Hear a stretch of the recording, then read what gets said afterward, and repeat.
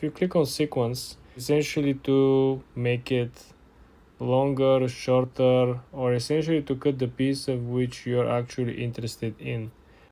Now with this particular feature over here, you will be able to use your camera, right, and to recreate this video by replying to it. And Instagram will also allow you to edit. So for example, you want to use this small piece of it, you can make a commentary, you can reuse it by simply putting your input, tagging the original content, right, and simply recreating the piece of work. This is the new feature because it's very good.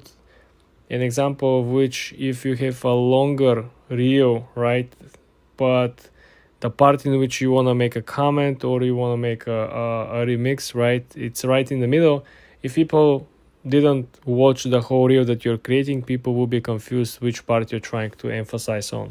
But now with this feature, you will be able to cut out or cut off the exact piece that you want to act upon. So this will make so much sense and make much more easier for you to create your own content and at least keep a larger audience engaged through the video.